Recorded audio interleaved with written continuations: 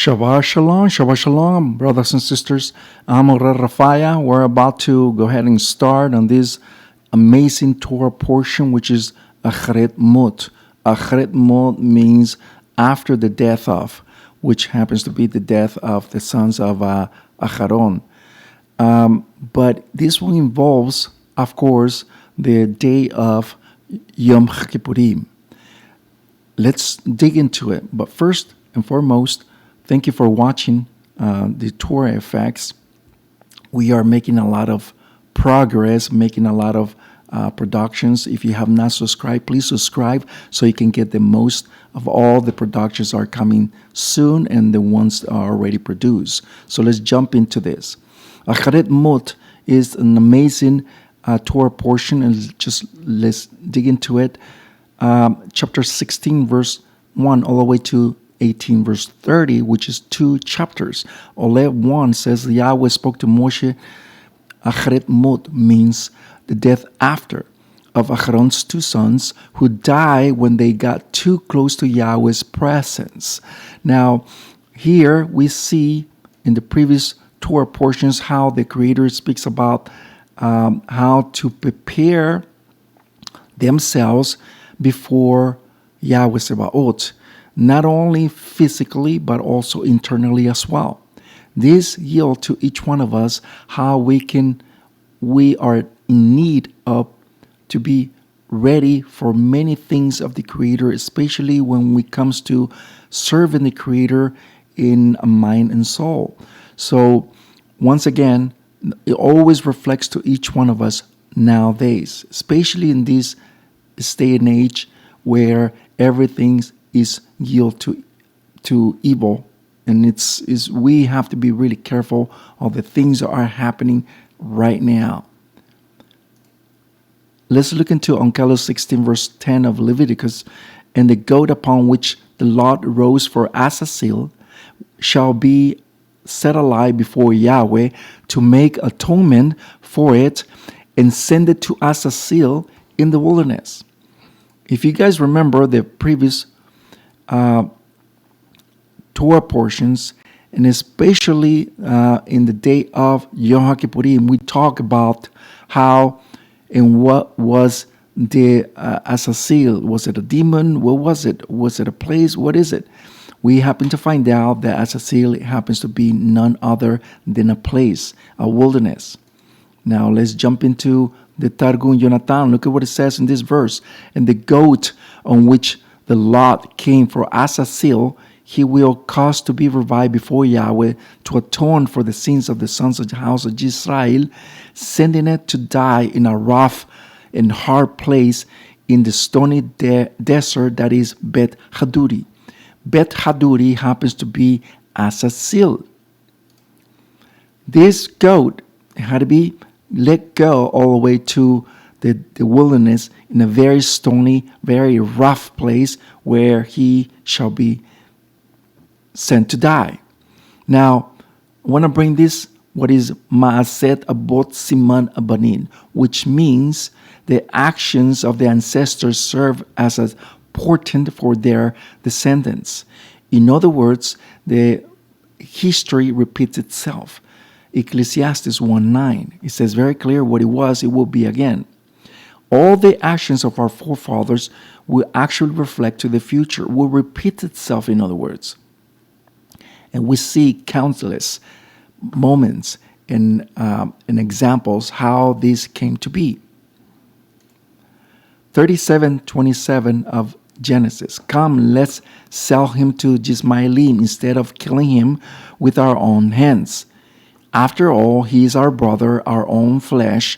His brother, pay attention to him. And who was him? He happens to be Judah. Remember what I just said? The past repeats itself.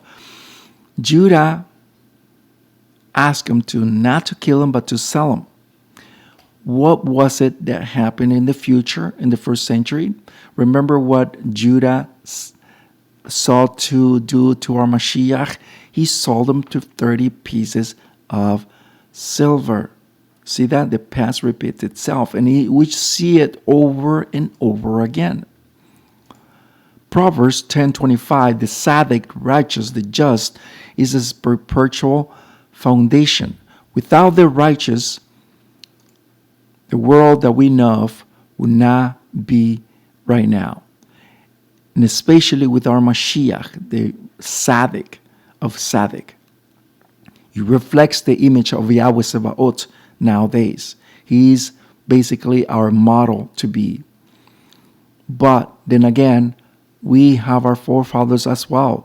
They were righteous as well. The merits of our forefathers are very important as well. Genesis 37:31. They took Joseph's robe, killed a ram, and soaked the robe with blood. Here we see a very important text, that is something that is encoded in these verses, and we, as a very good Talmid, a very good student of the Torah, we always have to ask ourselves a question: why has to be a ram? Does it have to be a ram? Why is it not a goat? Could it be something else? What could it be? A pigeon? Why it has to be a goat or a ram? So let's look at what Targum Yonatan on this very verse says. They took Joseph's cloak and killed a goat, for his blood is like a man's blood, and they stained the robe with blood. Do you see that? That's one of the reasons why they killed the goat or the ram, because this has the same similitude in likeness of a human blood, to make sure that the father actually believed that was actually Joseph's blood. Now we always ask ourselves, and when I said this in Yom HaKippurim, where is the origin of Yom HaKippurim? Because we always seen the origin of something. There's always something encoded in the scriptures. We just need to find out where is it. Look at the book of Jubilee, the origin of Yom HaKippurim, chapter 34, 12 to 18, which is going to be for a verse or two. The sons of Jacob slaughter a young goat and dipped Joseph's robe in the blood and sent it to Jacob his father in the date 10 of the 7th month. When is this in the Torah calendar? Is none other than Yom HaKippurim. And he mourned all that night, for he had been brought for him in the evening. He mourned fervently over his death and said, an evil beast has devoured Joseph's and the members of his household with him that day, and they were afflicted and weeping with him all that day. Do you see that? That's one of the reasons why the origin of Yom HaKippurim came to be, because the selling of Joseph to where? To Egypt. Remember that, to Egypt, to the world. So here we see how and why we mourn for that day. It is very important, and I want you to understand that I'm not making this up. I'm not just making it as I go along. No, this is even written in the Jewish writings. You can actually read it in their writings, in their literature. You will see it that is actually there. Now, 37:32, and they sent the robe for many colors and brought it to his father, saying, we have found this. And they asked this, is this Chakarnat? Examine it now, for your son's is your son's robe or not? So here they did not implicate more guilt to themselves, more as a curse for themselves, but rather they just said Chakarna, which means examine it now. You go ahead and decide whether it is your son's or not. And that's why his father said, oh, this is my son's, Joseph's. A wild beast have devoured him. But they did not say that. Do you see that? They just said Chakarnat. The same thing happens here in Yom HaKippurim. Yom HaKippurim, Yahweh said Chakarnat. Examine it now. Examine yourself. Examine yourself. How are you before the eyes of Yahweh? We need to realize how we are in the eyes of Yahweh. Are we okay? Are we right in the eyes of Yahweh? We need to examine it. Examine it now. And that's one of the reasons why they brought it to him, to make a conclusion of the situation. Now I want to make something staggering here. This is a prayer book. This is a Siddur for Yom HaKippurim. This is their writings. This is a book that they cannot change. And once again, this is something that you'll find in their writings, in their Siddur book. And let me just paraphrase it real quick here. The first one is, our Mashiach Sadekenu, Mashiach our righteousness. This is quote from Jeremiah 23. He has borne the yoke of our iniquities is a commentary on Isaiah 53 or Isaiah. He carries our sins in his shoulders, in a staggering statement that the shoulders of the Mashiach bears the sins of Israel like a man carries his cross. And you can find that in their writings in Genesis Rabbah 25. Yahweh will create him as Mashiach, as a new creature, through the resurrection. We know that because he did that in the first century, but it is in their writings. Oh, raise it from the surface of the earth, raise it from the grave. Raise him up from Seir, rescue him from the Christianity, from the gates of Rome, to redeem us. Gather us second time to mourn, to mountain Lebanon, bring us back to earth, to the Temple Mountain. By the hand of Yinon is the name of Mashiach before the creation, is the letters Yud, Nun, Waw, Nun, allude to the name of Mashiach in the coming time. So all this, basically what I'm bringing right now, brothers and sisters, is basically something that they have in their own writings, in their own book, in the book of Yom, in the Siddur, in the Matzor Siddur of Yom HaKippurim. So all this, once again, is super important how the Creator is bringing us back into this very age to realize that it is the Mashiach that came 2,000 years ago, but he is in Christianity right now as we speak. Why was the first temple destroyed? Because the three deadly sins were widespread in society: idolatry, immorality, adultery, and incest, and murder. All this was because of the first temple destroyed. This is one of the reasons we know why the first temple was destroyed. What about the second? Why was the second Beit HaMikdash temple destroyed? Because they prevail hatred without a cause, without a foundation. And this is so true, brothers and sisters. The Mashiach said it himself. Look at what he says. John 15:23. He that hated me, hated my Father also. If I have not done works among them, how no one else have done, they will have no sin. But now they also have sinned them and have hated me and my Father. But this is what the word may be fulfilled, which is written in their Torah, in their law. They hated me without a cause.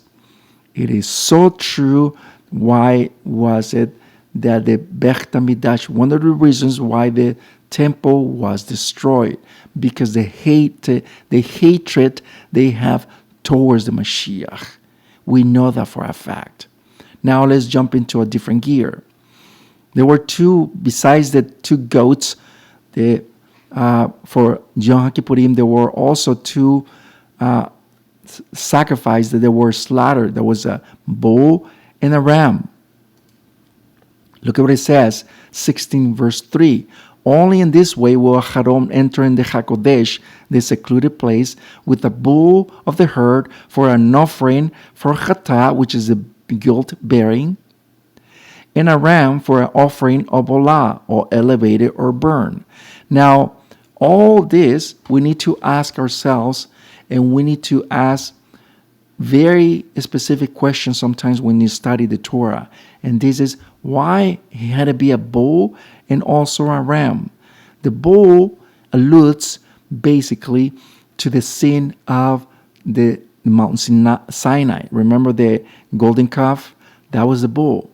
Now it is offered right here for chata, which is a guilt offering. Now the ram, which is a elevated or burn offering, that's what is called olah, to elevate, okay?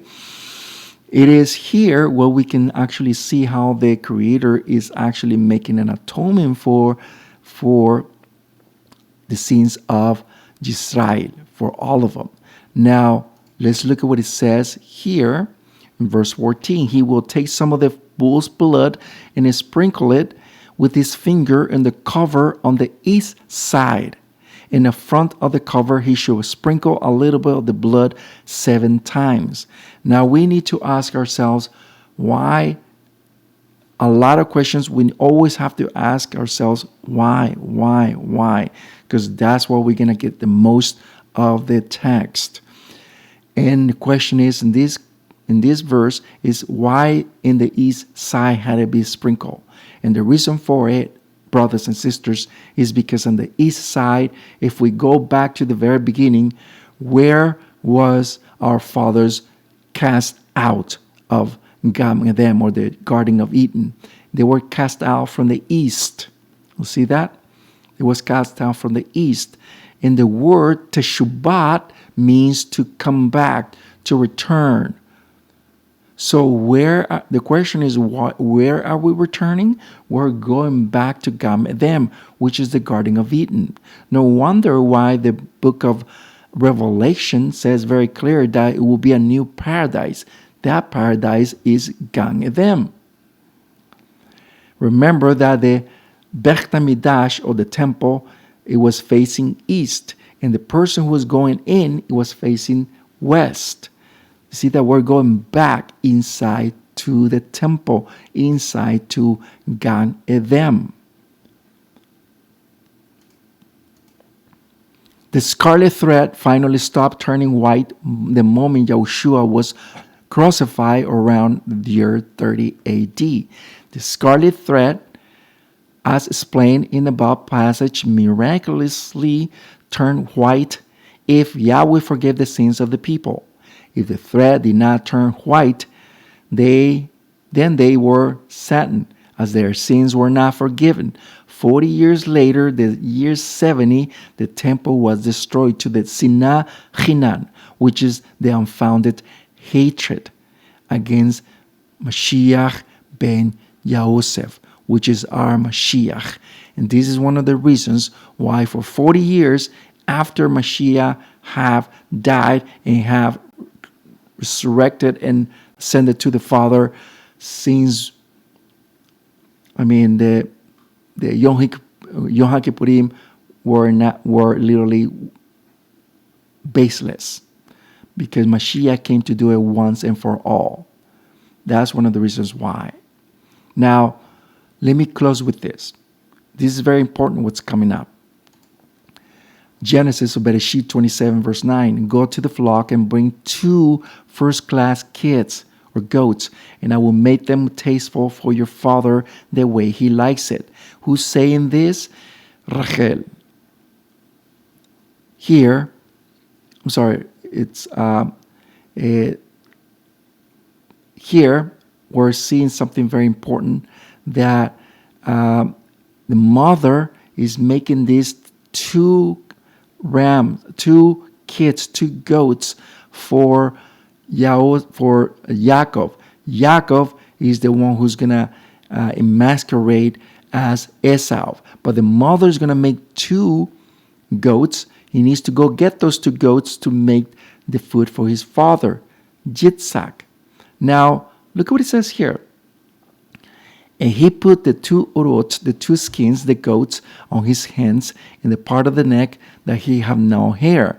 Who's doing this? Yaakov. He's masquerading himself into what he will become as masqueraded Esau. All this is what we always say that the past repeats itself. And look at what it says here. Look at what Yaakov says about, what Yitzhak says about Yaakov, about Esau.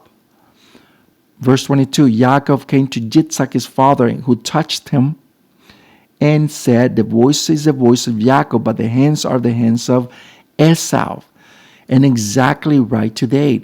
We see, we see the hands of Esau. We see Mashiach, which is in the Christian world, but the voice is the voice of Yaakov, the voice of Mashiach. See that? He's masqueraded as a Christian, but in reality he's not. He's not. He's always been Yaakov. He's always been Mashiach. And this is something that we need to look into it. Seir means hair. Sair means goat. Edom means red. Esau became Esau. But what I need you to understand, brothers and sisters, is that there have been 4 reds in the entire Torah and the entire scriptures. The first one is Adam, that's where the Adamah came to be, which is readiness or reddit. The second is Esau, which became red, of course, or Edom.